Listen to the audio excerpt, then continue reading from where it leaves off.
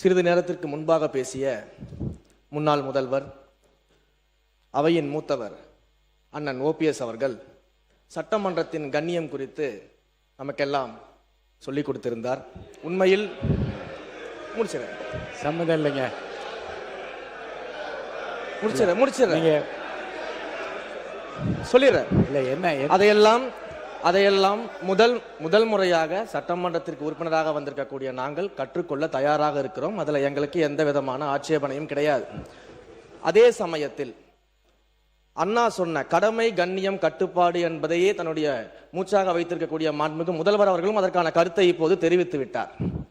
அண்ணன் அவர்களுக்கு சட்டமன்றத்தின் முதல் முறை உறுப்பினராக இருக்கக்கூடிய நான் ஒரு சிறிய வேண்டுகோளையும் வைத்துக் கொள்றேன். இந்த நேரத்தில் எப்படி கண்ணியம் குறித்து அண்ணன் எங்களுக்கு எல்லாருக்கும் சொன்னாரோ, அதே போல தங்கள் கட்சியினுடைய மாண்புமிகு எதிர்கட்சி தலைவருக்கும் சிறிதளவு அதை நீங்கள் சொல்லிக் கொடுக்க வேண்டும் அப்படின்னு நான் கேட்டேன். உறுப்பினர் ஏன் அப்படின்னா என்ன ஏன் சொல்றேன்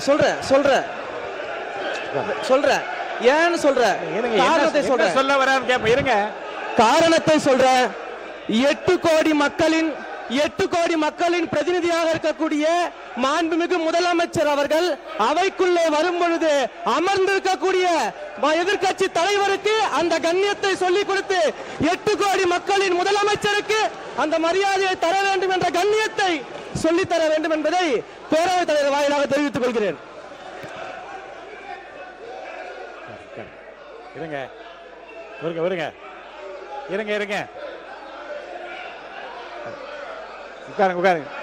நீங்க இருங்க, வாங்க. யாராவது ஒருத்தர் பேசுங்க. நீங்க பேசுங்களா? அவர் யாராவது ஒருத்தர் உட்காருங்க. யாராவது ஒருத்தர் இல்ல எல்லாரும் நீங்க இவருங்க, எல்லாரும் நீங்க பேசுறது இருந்தா வெளியில போய் பேசலாம். இங்க இருக்கவங்க யாராவது ஒருத்தர் பேசுங்க.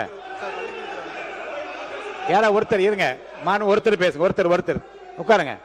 இருங்க, அவர் சொன்ன இருங்க, நீங்கள் அனைவரும் இருங்க. அவர் பேசுவதற்கு முன்பாகவே இருங்க பேசுறது. அவர் பேசுவதற்கு முன்பாக எல்லோரும் எழுதி நின்று நீங்கள் எதை பற்றி பேசப் போகின்றார் என்ன என்று தெரியாமல் குரல் கொடுத்து கொண்டே இருந்தீர்கள். அவர் என்ன பேசினார் என்பதை உள்வாங்கி இருந்தால் அது குறித்து நீங்கள் தாராளமாக பதில் சொல்லலாம். அவர் சொன்னது நீங்கள் புரிஞ்சுக்கிட்டீங்கல்ல? அவையின் கண்ணியத்தை பற்றி அவர் சொல்லி நாங்கள் ஏற்றுக்கொள்கிறோம். அதன்படி நடக்கவும் தயாராக இருக்கிறோம். இருங்க சார், இருங்க. அவர் சொன்ன கருத்தை புரிஞ்சுக்கோங்க. மாண்புமிகு முதலமைச்சர் வருகிற போது எல்லோரும் எழுந்து நின்று வணக்கம் தெரிவிக்கிறோம். எதிர்கட்சி தலைவர் உட்கார்ந்தே இருக்கிறாரே என்று அந்த கணிதத்தை அவர் சொல்றாரு. தப்பா ரைட்டா? அது சொல்லுங்க, அதுக்கு பதில் சொல்லுங்கன்றேன். சொல்லுங்க, இருங்க, அதுக்கு நீங்க பதில் சொல்லுங்க. உங்களுக்கு பதில் சொல்ல அனுமதி அளிக்கிறேன். மாண்பு உறுப்பினர் நேரு அவர்கள். உறுப்பினர் நேரு, நீங்க சொல்லுங்க. அதுதான் அவர் கேட்டார். உட்காருங்க. அதுதாங்க அவர் கேட்கிறார். உட்காருங்க. உறுப்பினர் நேரு அவர்கள். மாண்புமிகு பேரவைத் தலைவர் அவர்களே, மாண்புமிகு பேரவைத் தலைவர் அவர்களே, மாண்புமிகு முதலமைச்சர் அவர்கள் மிக சிறப்பாக அதை கையாண்டார். நாங்கள் அதில் மகிழ்ச்சி. ஆனால் எங்கள் திருச்சி மாவட்டத்தில் வெற்றி பெற்ற அமைச்சர் அவர்கள் அதை எதிர்கட்சி தலைவரை பற்றி சொல்வார். நாங்கள் கூட 5 ஆண்டு காலம் முதலமைச்சராக தளபதி அவர்கள் இருந்தார்கள். அப்படி தளபதி நம்முடைய முன்னாள் முதலமைச்சர் அவர்கள் இருக்கிற போது, அவர் வருகிற போது எதிர்கட்சியில் இருக்கிற தலைவர் எழுந்ததில்லை. இல்லை, கொஞ்சம் எழுந்ததில்லை. எனவே அது ஒரு குற்றக்குறையாக அல்ல, அவரவருடைய எண்ணம், அவருடைய நடைமுறை அதானே தவிர, அதை சொன்னபோது அது சொன்னது வரைக்கும் நாங்கள் அதில் ஒன்றும் இல்லை. ஆனால் எதிர்கட்சி தலைவர் கற்றுக் கொடுக்க வேண்டும் என்றெல்லாம் அவர் சொல்ல வேண்டிய அவசியம் இல்லை. அதான் விஷயம். பேரவைத் தலைவர் அவர்களே, மாண்புமிகு முதலமைச்சர் அவர்களே, மாண்புமிகு சட்டமன்ற உறுப்பினர் அவர்களே, வணக்கம். இன்று நம்ம பேரிடர் மேலாண்மை குறித்து பேசி கொண்டிருக்கின்றோம். அதில் ஒரே ஒரு சின்ன விஷயம்.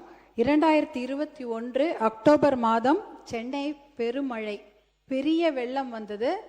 அதில் எத்தனையோ மக்கள் காலநிலை அகதிகள் போல் அவங்க வீட்டிலேருந்தே அவங்க அகதிகளாக எத்தனையோ வேறு ஊருக்கு போயிட்டோ இல்லை பக்கத்தில் இருக்கிற வழிபாட்டு தலங்களில், பள்ளிக்கூடங்களில், கல்யாண மண்டபங்களில் தங்க வைக்கப்பட்டாங்க. அதே மாதிரி ஒரு வரலாறு திருப்பி உருவாகக்கூடாது. ஏன்னா 2021 அக்டோபரில் அந்த மழை பெய்தது. 2022 தமிழக அரசாங்கம் ஒரு கமிட்டி அமைக்கிறாங்க, திருப்புகழ் கமிட்டி அப்படின்னு சொல்லிட்டு. இந்த பேரிடரை குறித்து விரிவாக ஆராய்ச்சி செய்ய ஒரு கமிட்டி அமைக்கிறாங்க. அந்த கமிட்டி கிட்டத்தட்ட நம்மளுடைய மதிப்பிற்குரிய முன்னாள் ஐஏஎஸ் அதிகாரி திருப்புகழையா அவர்களுடைய தலைமையின் கீழ் அந்த விசாரணை கமிட்டி அமைகிறது. 2023 மார்ச் மாதம் அந்த கமிட்டி 600 பக்க அறிக்கையை தாக்கல் செய்கிறார்கள். 600 பக்க அறிக்கையில் கிட்டத்தட்ட அப்சர்வேஷன்ஸ் அண்ட் சஜஷன்ஸ் இருந்திருக்கும். கண்டிப்பாக அதெல்லாம் நமக்கு தெரிய வேண்டும், எல்லா மக்களுக்கும் தெரிய வேணும். ஆனால் 2023 மார்ச் டேபிள் பண்ண அந்த கமிட்டி அறிக்கையில் இது வரைக்கும் நமக்கு வரல. 2023 டிசம்பர் மாதம் ஊடக செய்திகள் வந்தது. கண்டிப்பாக இந்த அறிக்கை எல்லாருக்கும் பொதுமக்கள் பார்வைக்கு வைக்கப்படும் என்ற ஊடக செய்தி வந்தது, திருப்புகழ் கமிட்டியுடைய சஜஷன்ஸ் அண்ட் அப்சர்வேஷன்ஸ். ஆனால் இது வரைக்கும் வரல. கிட்டத்தட்ட நம்ம வந்துட்டோம் 2026, மறுபடியும் ஒரு அக்டோபர் வரப்போகுது. 41 மாதம் ஆயிடுச்சு. அந்த திருப்புகழ் கமிட்டியில் இருக்கக்கூடிய அப்சர்வேஷன் அண்ட் சஜஷன்ஸ் என்ன நம்ம எல்லாருக்கும் தெரிஞ்சாகணும். தெரிஞ்சாதான் அடாப்டேஷன் மிட்டிகேஷன் எப்படி. ஏன்னா இப்போ எல்னினோன்னு வரப்போகுது. இந்த மழையில் இந்த திருப்பி சென்னை பெருவெள்ளமோ இல்லை வெள்ளக்காடோ ஆகாமல் எப்படி மக்களை காப்பாற்ற வேண்டும், இல்லை மக்களுக்கு அந்த பிரச்சனை வந்தால் பாதிப்பு அதிகமாகாமல் இருக்க வேண்டும், அந்த மிட்டிகேஷன் எப்படி அப்படி போன்ற சஜஷன்ஸ் அதில் இருக்கும். 3 டிபார்ட்மெண்ட் சம்மந்தப்பட்டிருக்குது.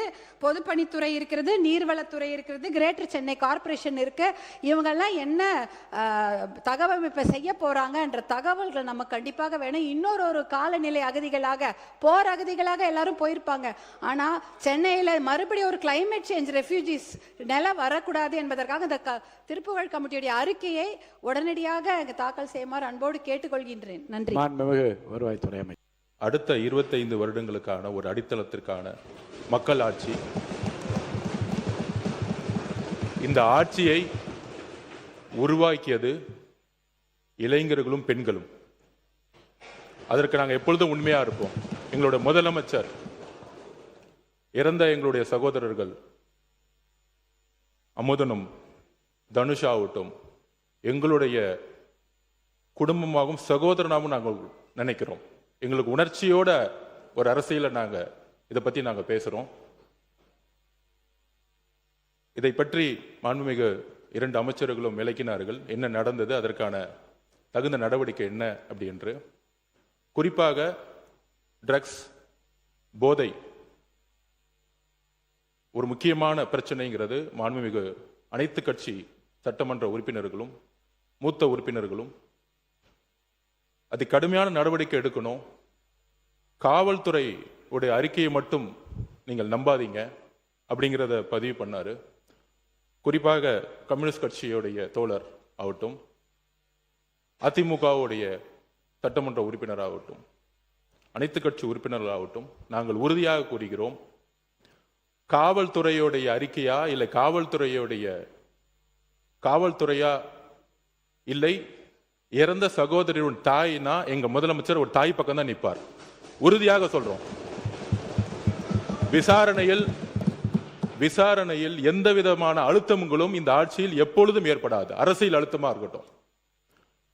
நேற்றே நானும் முதலமைச்சருடைய ஆணையின்படி நானும் திரு ராஜ்மோகன் அவர்களும் பள்ளித்துறை அமைச்சரும் சென்றோம். தனுஷ் அவர்களுடைய வீட்டில் சென்றோம். ஒரு குடும்பத்தை சந்தித்தோம். 4 கோரிக்கை வச்சாங்க. கிட்டத்தட்ட 12 பேர் கைது செய்யப்பட்டிருக்கீங்க.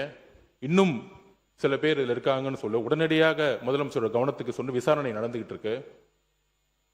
இறந்த தனுஷோடைய அடக்கம் இடத்துல ஒரு கல்லறை வேணும்னு சொன்னோம். உடனடியாக முதலமைச்சர் அந்த கல்லறைக்கான இடத்தை ஐடென்டிஃபை பண்ண சொல்லியிருக்கிறாரு. அவர்களுக்கான வன்கொடுமை சட்டத்தின்படி அவர்களுக்கான உரிய இழப்பீடை இன்றைக்கு கலெக்டருக்கு கொடுக்க சொல்லி முதலமைச்சர் உத்தரவிட்டிருக்காரு. இதோடைய வெளிப்பாடுதான் தற்போதைய ஆட்சி பொறுப்பேற்ற உடனே மாண்புமிகு முதலமைச்சர் அவர்கள் கையெழுத்திட்ட 3 திட்டங்களில் anti narcotics task force ANTF திட்டம் ஒன்றாகும். இத்திட்டத்தின் முக்கியத்துவம் கருதி இத்திட்டத்திற்கு ரூபாய் 264.14 கோடி நிதி மாண்புமிகு முதலமைச்சர் அவர்களின் உத்தரவுப்படி ஒதுக்கீடு செய்யப்பட்டு மாநிலம் முழுவதும் 65 ஆன்டி நார்கோட்டிக்ஸ் டாஸ்க் போர்ஸ் அலகுகள் உருவாக்கப்பட்டுள்ளன. எனவே இந்த அரசு தமிழ்நாட்டிலிருந்து போதைப் பொருள் பழக்கத்தை அடியோடு வேறு இருக்க வேண்டும் என்பதில் மிக உறுதியாக உள்ளது. இந்த நடவடிக்கையில் அரசு எந்தவித சமரசமும் செய்து கொள்ளப் போவதில்லை.